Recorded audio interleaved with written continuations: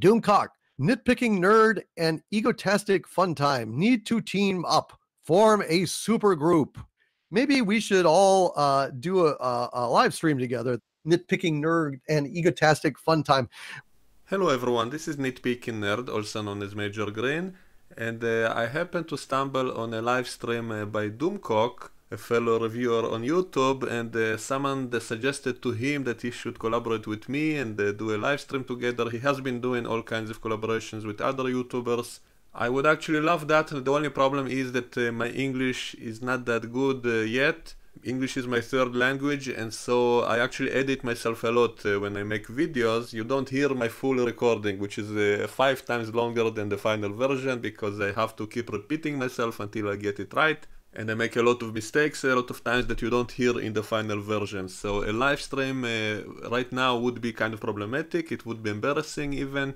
Also, I think it's not yet allowed in my country. I'm not sure. I never tried it. I think it might not yet be open in Israel, so I'm incapable of doing that even if I wanted. And my English, as I said, is not good enough yet. It might be later in the future because it is greatly improving the more I make videos. I keep practicing, and so eventually I will get to the point of being able to do a live stream, and then I might be able to do live chats with other people. Other problems I have at home, I live in a big apartment complex, and there's often a lot of noise, and if there's some noise, someone is doing something in his apartment, I can simply stop the recording and finish it later, and so I can get around it that way. But doing a live stream would be more problematic to find the exact time, and also we have different time zones, obviously. So all of it together makes it unlikely in the near future. Maybe later on, maybe if I move to some quieter place. I live in a tall building with lots of apartments, and I think every single day someone else is doing some kind of renovation of his apartments. I simply pause whenever there's some kind of interruption. I simply wait it out. And also I do like to think about what I'm going to say before saying that. Like if I do a live stream and I just say whatever comes to mind, it might be not as good as my final version, because I cut out a lot of the bullshit. Actually, my recording is much longer, and I just ramble and I repeat myself. It's not that good as you hear it in the final edit. Also, my bladder is pretty sensitive. I have no idea how Doomcock is able to do a 7-hour live stream without going to the toilet in the middle. I have no idea how he's able to do that. I guess he's doing a gelogia after every session. And that's another problem I have with the live streaming. I don't have anything against it, but I don't know how many people actually enjoy listening to such long sessions.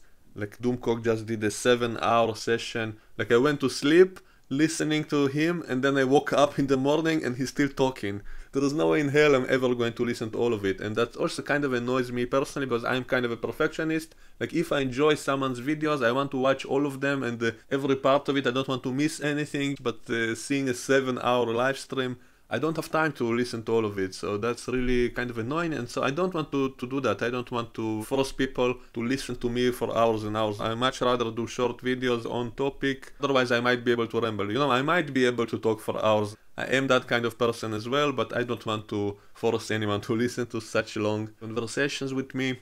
So anyway, I'm not sure about the live stream chat. I might be able to participate in written form. I might be able, if they let me, to be in the chat and to type what I want to say, so that will be much easier for me. So I'd be honored to join in the conversation. I'm a big fan of Doomcock, and I don't agree with him about everything he says, by the way, so if we are to ever debate, there will be some conflict, I guess, which might be a good thing, because it's more interesting that way, to have different points of view and not just everybody agreeing with each other. Maybe it will be more fun that way, because a debate with different viewpoints is more interesting than just everybody agreeing. So what are the points of difference? Well, first of all, he and also other YouTubers like MechaRandom and then Rodic and a lot of these channels are often talking about all the politics behind the scenes and not so much about the actual show. So that's not really...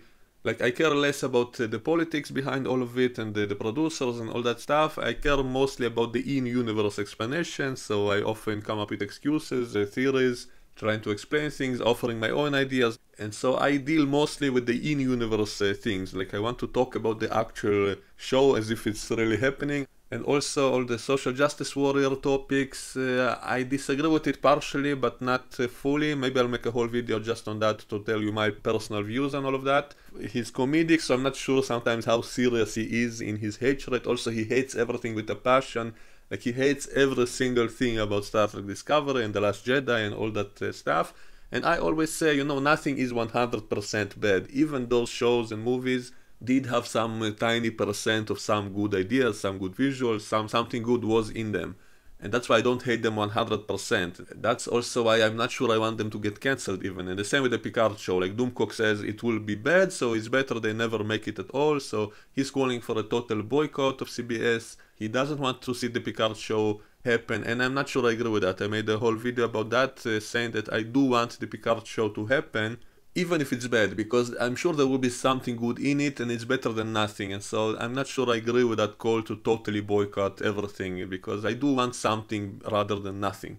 So I'm not sure I agree with that whole ideology of just total boycott of everything, because then we'll get nothing. So I'm not against criticizing specifically the problem, so that's what I'm doing. I'm criticizing only the things that I really do dislike, and the things I like, I also give them points for it. And the Doomcock hates everything, so even the design of the ship, the USS Discovery, I actually think is okay, maybe even good. I made a whole video analyzing the design of the USS Discovery, and some of it does look kind of cool. So I'm not, I do appreciate some things in the show. Captain Lorca, I loved him, I say it all the time. So it wasn't all bad, it wasn't all terrible, it did have some interesting elements. So I would rather they simply shed all the bad and the stupid stuff and keep all the good stuff and improve the show. That would have been better, and I do want to see the Picard show happen. And I have a whole bunch of videos coming up just on that topic, and I will be giving my own ideas. So anyway, so that's my disagreement with guys like Doomcock, who I really like. I really laugh at his videos, really good, and most of his points are really good, but sometimes I do think he goes too far. And also all the political stuff, that's something I will talk about, just to say my opinion on all of that. Of course there are some points, but again, it's never 100%, you know, nothing in life is 100% good or bad. There always is some gray area, and so a lot of those topics are a bit controversial. They fall, like I agree with some of it, I disagree with other part of it. Sometimes the idea itself is good, but they take it too far to the extreme, like I have no problem with some of the leftist ideologies and all of that if it's moderate. But if they take it to the extreme, they go so far left, they basically come from the other side, from the right. And so that's again the same problem, only the opposite. So for example, if you're very much against racism and you think the black people were oppressed and the white were privileged, and so now you're doing the opposite, but if you do the opposite too much, then it becomes the same exact problem, only in reverse. And so what exactly did you achieve? If you don't achieve real equality, you achieve the opposite again, so you didn't really solve the problem. So that's my problem with some of the so-called social justice warriors. If they take things too far, then they become the very thing they criticize in the first place. So that's my problem. And so when they push ideas like that into science fiction shows and movies, and they do it forcefully and artificially and in a stupid way, they only damage their own so-called ideology. And so that's why I disagree with it. I don't have a problem with a lot of the ideas themselves. I am a fan of Star Trek partly because of that, because it was promoting ideas like anti-racism, all kinds of so-called leftist ideas, like anti-religious ideas. So I actually agree with a lot of stuff in the older Star Trek shows when it was reasonable, when they were dealing with those topics in a reasonable way. But in the new generation, they kind of push things too far and in a stupid way. That's what's so annoying, when they forcefully, artificially insert all kinds of ideas like that into a show or movie, and it doesn't feel organic, when it doesn't fit the story in any way, then that gets annoying. And so it only turns people against those things. So that's my problem with all those topics, and I'll probably make a whole video on that. There's a lot of stuff to discuss on that, to try to reach some kind of reasonable middle ground. And that's, I think, what Star Trek should be doing. That's what it used to do. It presented all kinds of viewpoints, it dealt with them, it debated them, and in the end of an episode, they left that planet to decide for itself, and also the viewers to decide for themselves what is the right solution. So it didn't feel like they're forcing their opinion on the viewer so much. And so that's another difference from today's shows and movies, in which feel like they're forcing their ideology on you. And so that's another cause for all that backlash. And also that's one of my concerns for the Picard show. I made a whole video on that, saying my fears from that show, that they will try to push all kinds of political agendas into the show in a one-sided way, and so that's not a good idea. But I will talk about all of this in the near future.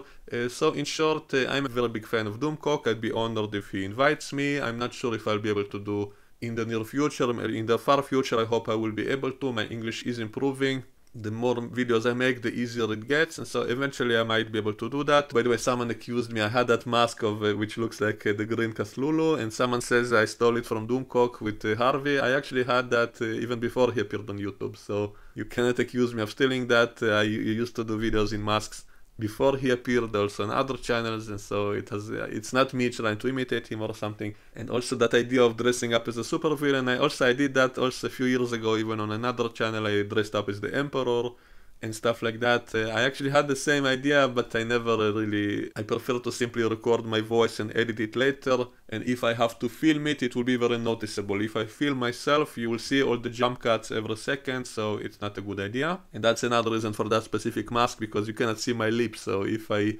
record myself later and it doesn't match the lips perfectly, no one will notice, so that's another reason I like that specific mask.